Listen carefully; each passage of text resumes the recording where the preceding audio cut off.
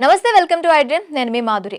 రోజువారీ కూలీలు ఉంటారు. మనకి హైఫైగా బతికే వాళ్ళ సంఖ్య కన్నా రోజువారీ కూలీల సంఖ్య ఎక్కువగా ఉంటుంది.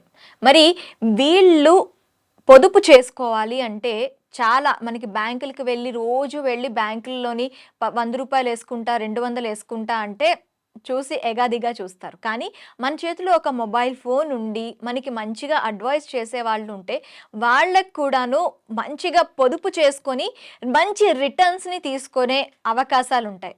ఎలా చేస్తే బావుంటుంది? మాకు కూడా మంచి ప్లాన్ ఉంటే చెప్పండి అంటారా? పదండి, మనతో పాటు చంద్రశేఖర్ గారున్నారు. ఆయన్నడిగి మన రోజువారీ కూలీకి ఎలాంటి ప్లాన్ చేసుకుంటే బావుంటుందో అడిగి తెలుసుకుందాం. నమస్తే చంద్రశేఖర్ గారు. నమస్తే అండి.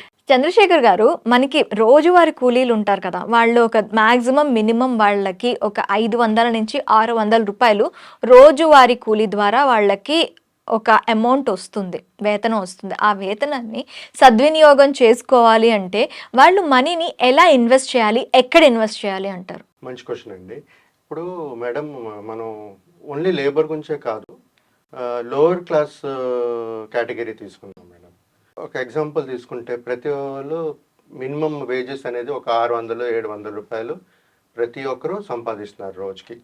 సో ఆన్ యావరేజ్ ఒక 600 తీసుకున్నా సరే 18,000 నెలకి సంపాదిస్తున్నారు కదండి. సో అంటే వాళ్ళ ఖర్చులు ఒక 600 ఖర్చు సంపాదిస్తున్నారు అనుకోండి.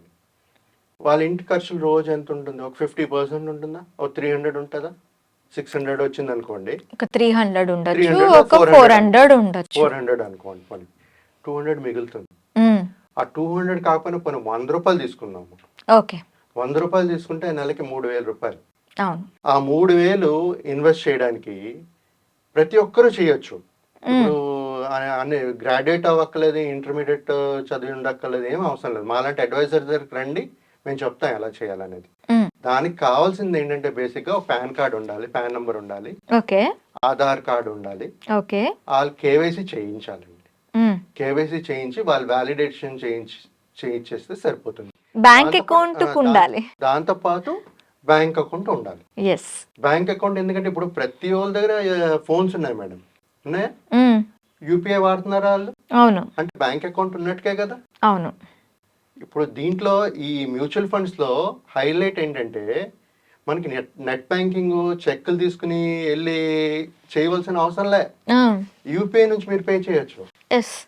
యూపీఐ నుంచి పే చేయొచ్చు, డెబిట్ మ్యాండేట్ పే చేయొచ్చు, ఆన్లైన్ నెట్ బ్యాంకింగ్ పే చేయొచ్చు. చాలా ఈజీ అయిపోయింది, చాలా యూజర్ ఫ్రెండ్లీ అయిపోయింది.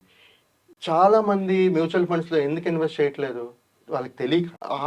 ఈజీ వే టు ఎలా అప్రోచ్ అవ్వాలి, ఎవరిని అప్రోచ్ అవ్వాలి అనేది తెలియట్లేదు. అలాంటి వాళ్ళు మా అలాంటి అడ్వైజర్స్ ఇలా వీడియోస్ చేసేటప్పుడు కానీ బయట ఎవరితో తెలిస్తే ఇన్ఫర్మేషన్ ఉండేటప్పుడు ఒక్క ఫోన్ తీసి ఫోన్ చేయండి. ఫోన్ చేసి మాట్లాడితే తెలుస్తుంది మీకు ఇన్ఫర్మేషన్. మాట్లాడిపోతే తెలియదు కదా. నేను ఎంతమందికి రీచ్ అవ్వగలను?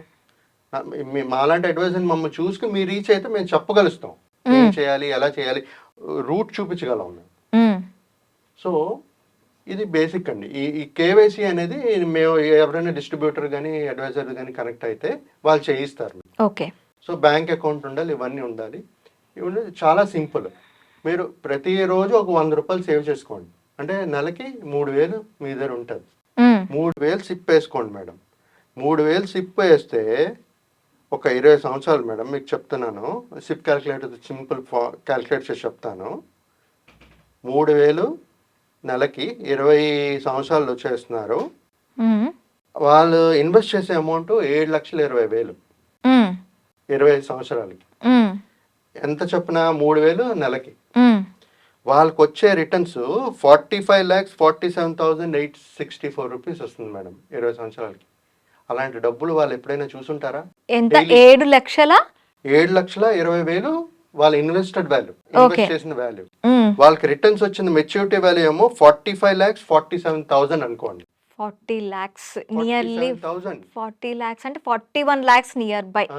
అంటే మీరు రోజు కష్టపడి ఒక 100 రూపాయలు పక్కన పెట్టగలిగితే 20 సంవత్సరాల నాడు మీకు 41 లక్షలు మీ చేతిలో ఉంటుంది.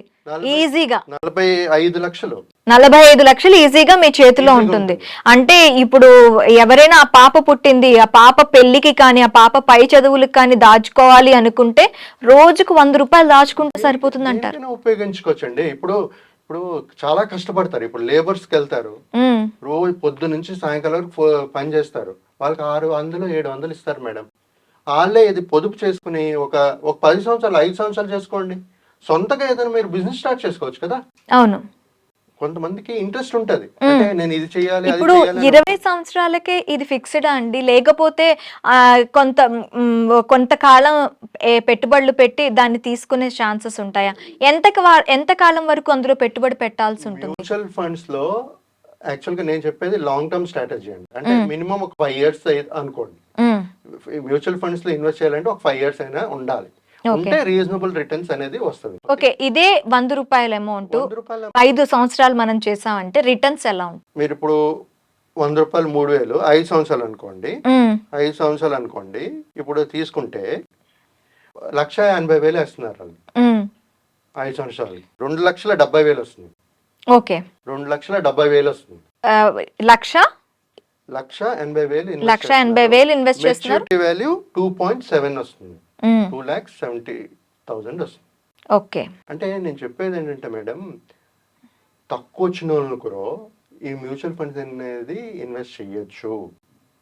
మీరు 100 రూపాయలు ఏమి కాదు, 100 రూపాయలు అసలు ఏమి కాదు. ఇప్పుడు మీరు ఈ డెలివరీ బాయ్స్ ఉన్నారు, వాళ్ళు జొమాటోలు స్విగ్గీలు వాళ్ళు ఉన్నారు కదండి, డెలివరీ బాయ్స్, దాంట్లో జెప్టో గిఫ్ట్ చాలా ఉన్నాయి. వాళ్ళు 30,000 40,000 50,000 సంపాదించుకుంటున్నారు, కష్టపడుతున్నారు వాళ్ళు. అలాంటి వాళ్ళు ఒక ఆలోచిస్తే మ్యూచువల్ ఫండ్స్ లో ఇన్వెస్ట్ చేసుకుని ఇలా బాగా వస్తుందని తెలిస్తే, మనం ఎడ్యుకేట్ చేయగలిస్తే, this is one of the best platform అండి. మ్యూచువల్ ఫండ్స్ ఇండస్ట్రీ అనేది మంచి రిటర్న్స్ ఇస్తున్నాయి లాంగ్ టర్మ్స్ నుంచి. ఓకే, ఎస్టిపి ఎస్డబ్ల్యూపి ఇవి వాళ్ళకి ఏమైనా వర్తిస్తాయా? ఎస్టిపి ఎస్డబ్ల్యూ ఎందుకంటే ఈ లోవర్ క్లాస్ పీపుల్ జనరల్ గా వాళ్ళ దగ్గర లంసమ్ క్యాష్ ఉండదు మేడం. లేనప్పుడు ఏంటంటే ఈ లంసమ్ చేసుకుని ఎస్టిపి చేసే ఛాన్సెస్ తక్కువ ఉంటాయి.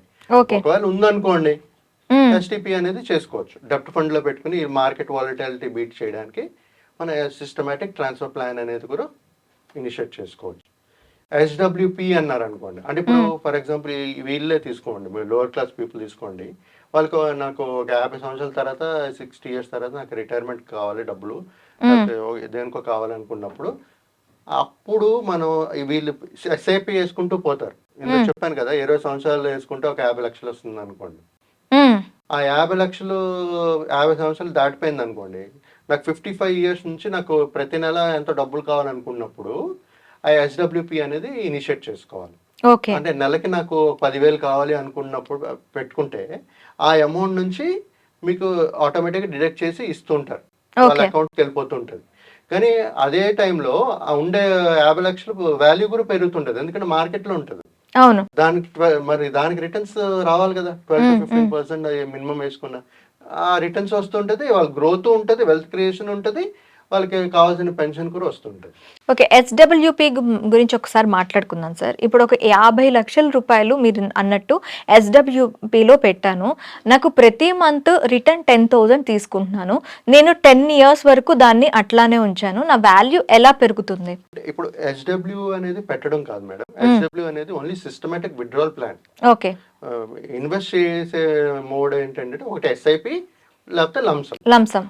ఒక కార్పొరేస్ సెలెక్ట్ అయిన తర్వాత, సో ఇప్పుడు ఫర్ ఎగ్జాంపుల్ ఒక 50 లక్షలు ఇందాక అనుకున్నాం కదండి, 50 లక్షలు ఆయన దగ్గర ఉంది, నాకు ప్రతి నెల ఒక 10,000 కావాలి 50 సంవత్సరాల తర్వాత. ఓకే అండి, నా ఇనీషియల్ అమౌంట్ ఏమో 50 లక్షలు అండి. ఓకే, మీకు ఎన్ని నెలలు కావాలి? ఒక మేబీ ఒక 10 years అనుకోండి, 10 అంటే 120 months. ఓకేనండి, మీరు అలా చేసుకుంటే మేడం టోటల్ మీరు విత్డ్రా చేసే అమౌంట్ 12 lakhs అవుతుంది. ఓకే, అంటే 120 months కి మీరు విత్డ్రా చేసి సిస్టమేటిక్ విత్డ్రావల్ ప్లాన్ పెట్టుకున్నారు. ఓకే, దాంట్లో బ్యాలెన్స్ 38 lakhs ఉంటుంది. లేదండి, టోటల్ ప్రాఫిట్ ఏమో 15 lakhs 1.56 అండి. ఓకే, దాని మీద మళ్ళీ ప్రాఫిట్స్ వస్తాయి మనకి.